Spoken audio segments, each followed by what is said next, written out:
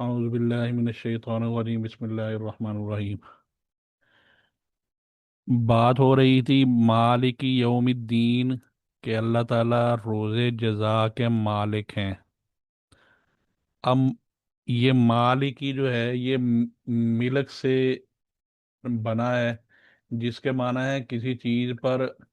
کسی چیز پر ایسا قبضہ کہ وہ اس میں تصرف کرنے کی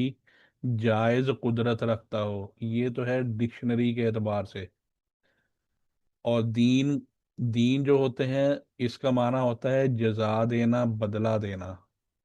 تو مالک یوم الدین کا مطلب ہوا کہ وہ مالک ہے روز جزا کا، یعنی جزا کے دن کا۔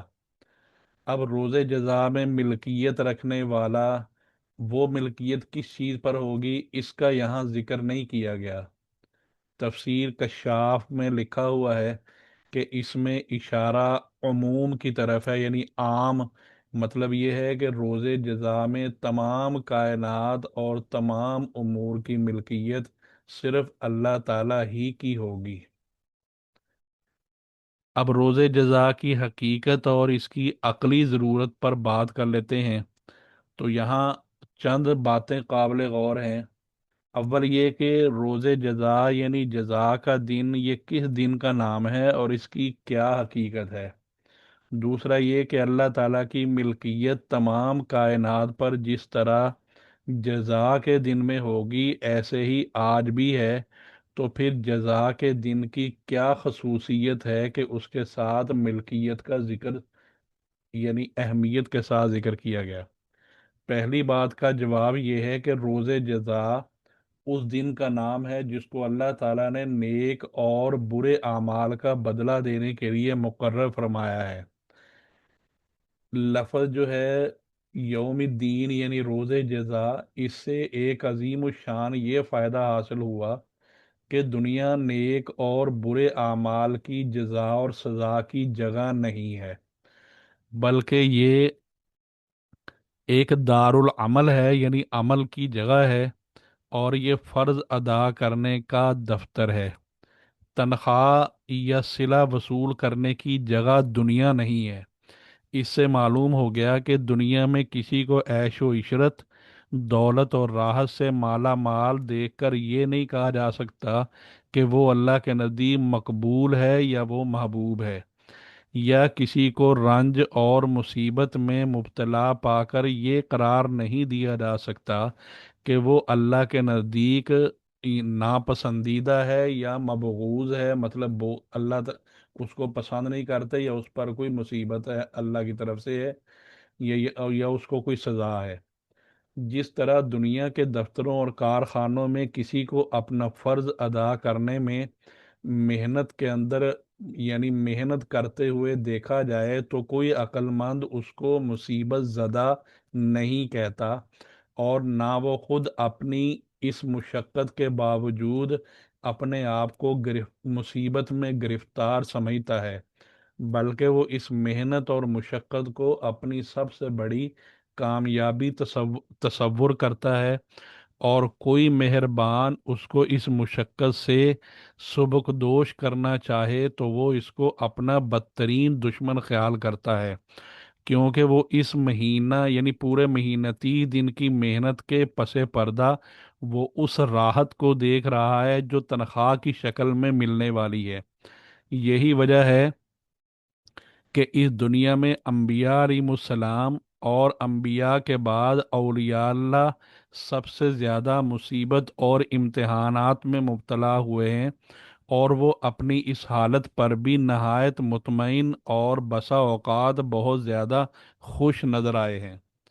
تو الغرض، دنیا کی عیش و عشرت حق اور صداقت کی،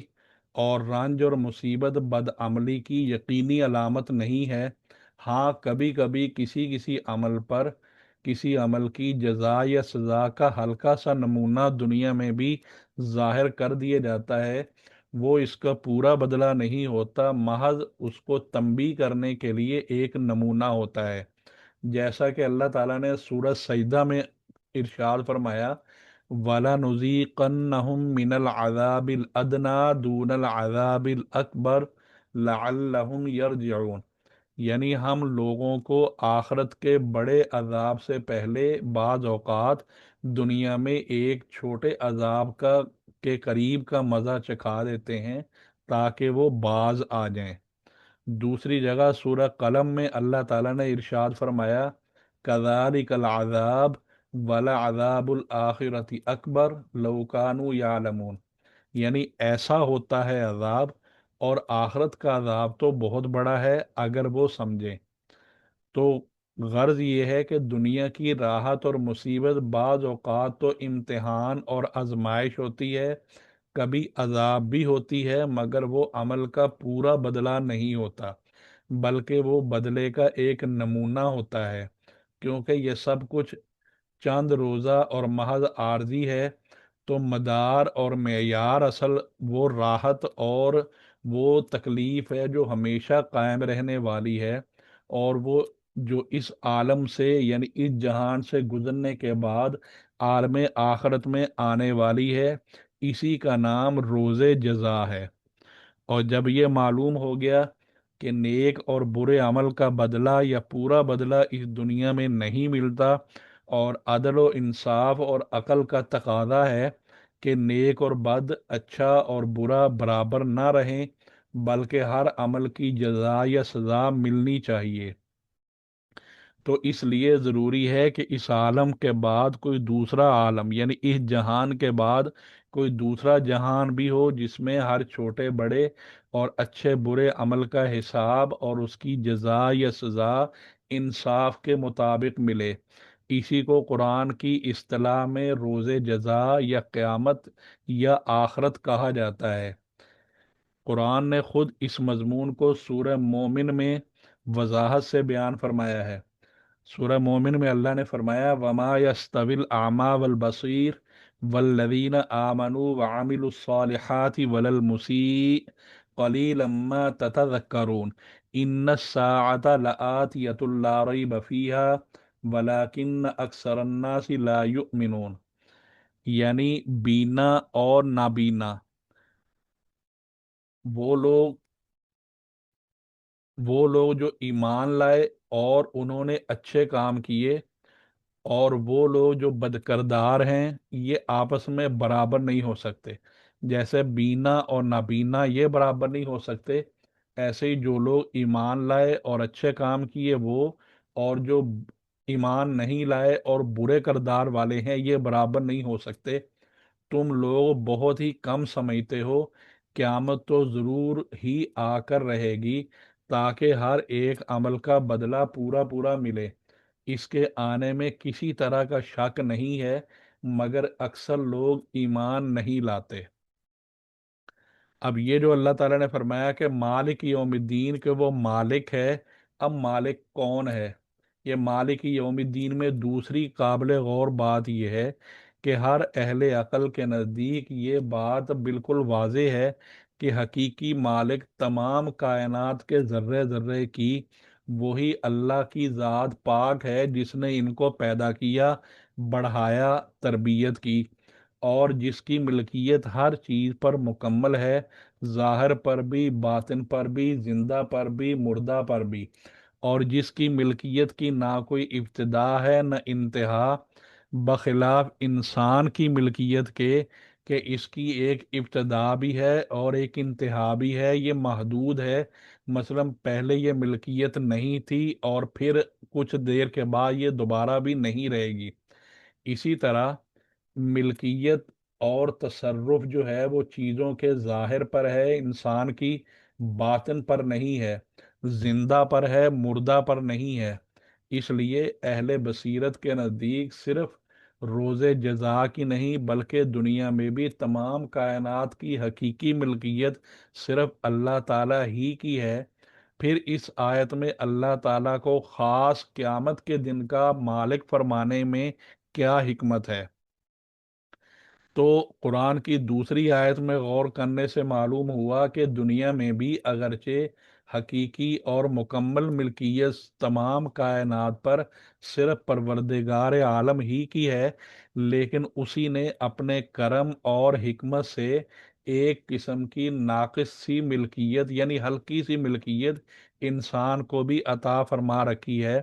اور دنیا کے قوانین میں اس کی ملکیت کا کافی احترام بھی کیا گیا ہے۔ آج کی دنیا میں انسان مال و دولت کا مالک ہے، زمین جائیداد کا مالک ہے، کوٹھی بنگلے اور فرنیچر کا مالک ہے، حشم و خدم کا مالک ہے، اور یہ ناقص سی ملکیت جو اس کو صرف آرائش کے لیے دی گئی ہے، وہ اسی میں مغرور اور بدمست ہو گیا ہے۔ اس آیت میں اللہ تعالیٰ نے مالک یوم الدین فرما کر اس مغرور اور غافل انسان کو آگاہ فرمایا کہ یہ ملکیتیں اور یہ تعلقات اور یہ رابطے یہ صرف چند دنوں کے لیے ہیں۔ ایک دن ایسا آنے والا ہے جس میں کوئی کسی چیز کا ظاہری طور پر بھی مالک نہیں رہے گا، نہ کوئی کسی کا خادم رہے گا، نہ کوئی مخدوم رہے گا، نہ کوئی کسی کا آقا ہوگا، نہ غلام ہوگا۔ تمام کائنات کی ملک اور بادشاہت صرف ایک ذات پاک اللہ ہی کی ہوگی۔ اس آیت کی پوری تفسیر اور قیامت کے دن کی وضاحت سورہ مومن کی ان آیات میں ہے، جو سورہ مومن میں ہے۔ اللہ تعالیٰ فرماتے ہیں یومہم بارزون لا یخفا علی اللہ منہم شیء لمن الملک اليوم للہ الواحد القہار الیوم تجزا کل نفس بما کسبت لا ظلم اليوم ان اللہ سریع الحساب۔ اللہ تعالیٰ فرماتے ہیں کہ جس دن سب لوگ اللہ کے سامنے موجود ہوں گے کہ ان کی کوئی بات اللہ تعالیٰ سے صورتاً بھی مخفی نہیں ہوگی۔ آج کے روز اللہ تعالیٰ فرمائیں گے کہ آج کے دن کس کی حکومت ہوگی، پھر اللہ خود ہی جواب دیں گے بس آج اللہ ہی کی ہوگی، جو یکتا ہے یعنی اکیلا ہے اور غالب ہے۔ آج آج ہر شخص کو اس کے کیے کا بدلہ دیا جائے گا، اور آج کسی پر ظلم نہیں ہوگا، اور اللہ تعالیٰ بہت جلد حساب لینے والے ہیں۔ سورہ فاتح کے شروع میں بیان کیا گیا تھا کہ اس سورت کی ابتدائی 3 آیتوں میں اللہ تعالیٰ کی حمد و ثنا کا بیان ہے۔ یہ تینوں آیتیں آ چکی ہیں اور ان کی تفسیر ہمیں کچھ معلوم ہو چکی کہ پہلی 2 آیتوں میں تو حمد و ثنا کے ضمن میں ایمان کے بنیادی اصول یعنی اللہ تعالیٰ کا وجود اور اس کی توحید کا بیان بھی ایک معجزانہ انداز میں آ گیا۔ اب یہ جو تیسری آیت ہے مالک یوم الدین، اس کی تفسیر میں ہم نے یہ معلوم کر لیا کہ اس کے صرف 2 لفظوں میں حمد و ثنا کے ساتھ اسلام کے عظیم الشان انقلابی عقیدہ یعنی قیامت اور آخرت کا بیان بھی مع اپنی دلیل کے آ گیا۔ اب چوتھی آیت جو ہے وہ ہے ایاک نعبد و ایاک نستعین۔ اس آیت میں ایک پہلو حمد اور ثنا کا ہے اور دوسرا دعا اور درخواست کا ہے۔ نعبدو عبادت سے بنا ہے، جس کے معنی ہے کسی کی انتہائی تعظیم اور محبت کی وجہ سے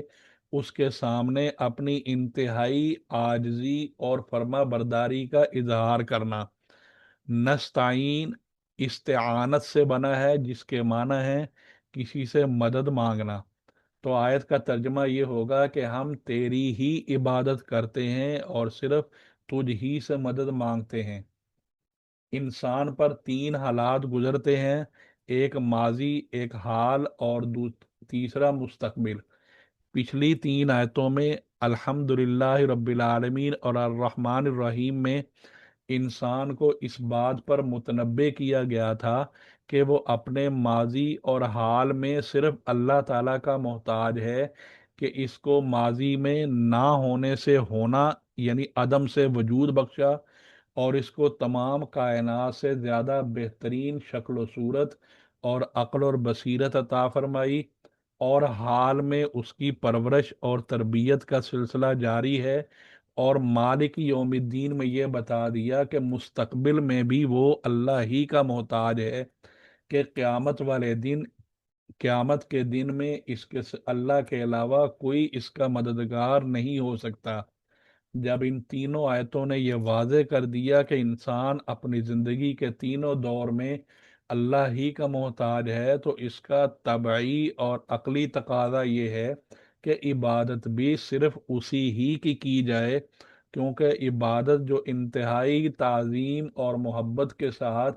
अपनी इंतहाई आजजी और ज़िल्लत के इजहार का नाम है, वो किसी दूसरी हस्ती के लायक नहीं। इसका नतीजा लाजमी तौर पर यह निकलता है कि एक अक्लमंद इंसान पुकार उठे कि हम तेरे सिवा किसी की इबादत नहीं करते,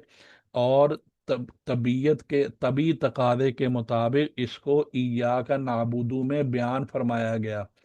और जब ये मालूम होगा कि हाजत रवा सिर्फ एक ही ज़ात अल्लाह ताला ही की है, तो अकली और तबी तौर पर जो तकादा है वो ये है कि हम अपने कामों भी मदद सिर्फ अल्लाह ही से मांगें। इसी अकल और तबीयत के तकादे को इय्याका नस्ताईन में जिक्र फरमाया गया है। तो गर्ज इस चौथी आयत में एक हैसियत से अल्लाह ताला की हम्दो सना है कि इबादत और मदद के लायक सिर्फ अल्लाह ही की ज़ात है, और दूसरी हैसियत से इंसान की दुआ और दरख्वास्त है कि हमारी मदद फरमाइए, और तीसरी हैसियत और भी है कि इसमें इंसान को इस बात की तालीम दी गई है कि अल्लाह के अलावा किसी की इबादत ना करे, और हकीकी तौर पर अल्लाह के अलावा किसी को हाजत रवा ना समझे, और किसी के सामने सवाल दस्ते सवाल दराज ना करे। किसी नबी या वली को वसीला करार देकर अल्लाह ताला से दुआ तो मांग सकता है, लेकिन उससे खुद उससे मदद तलब नहीं कर सकता। इस आयत में ये बात भी काबिल गौर है कि अल्लाह ताला ने जो ये फरमाया कि हम तुझ ही से मदद मांगते हैं, किसी काम में मदद मांगते, किस काम में मदद मांगते हैं इसका जिक्र नहीं है। तो मुफस्सिरीन ने लिखा है कि इसका जिक्र करने में उमूम की तरफ इशारा है, यानी उमूम से मुराद आम, कि हम अपनी इबादत, अपनी दीनी और दुनियावी काम और हर मकसद में सिर्फ आप ही की मदद चाहते हैं। फिर इबादत सिर्फ नमाज रोजे का नाम नहीं है। इमाम गजाली रहमहुल्लाह ने अपनी किताब अरबाईन नाम है उस किताब का, उसमें इबादत की 10 किस्में लिखी हैं। नमाज, ज़कात, रोज़ा, हज, कुरान की तिलावत, हर हालत में अल्लाह का जिक्र करना, हलाल रोज़ी के लिए कोशिश करना, पड़ोसी और साथी के हकूक़ अदा करना, लोगों को नेक कामों का हुक्म करना और बुरे कामों से मना करना, और रसूलुल्लाह सल्लल्लाहु अलैहि वसल्लम की सुन्नत की पैरवी करना। इसलिए इबादत में अल्लाह ताला के साथ किसी को शरीक ना करने के माना ये हो गए कि किसी की मोहब्बत अल्लाह ताला के बराबर ना हो, ना किसी का खौफ उसके बराबर हो, ना किसी से उम्मीद उसकी तरह हो, ना किसी पर भरोसा अल्लाह के भरोसे जैसा हो, ना किसी इताअत और खिदमत और काम को इतना ज़रूरी समझे जितना अल्लाह की इबादत को समझे, ना अल्लाह ताला की तरह किसी की नज़र और मन्नत माने, और ना अल्लाह ताला की तरह किसी दूसरे के सामने अपनी मुकम्मल आजिज़ी और ज़िल्लत का इजहार करे, ना वो काम किसी दूसरे के लिए करे जो इंतहाई जिल्लत की निशानियां हैं, जैसे किसी के सामने रुकू करना या सजदा करना।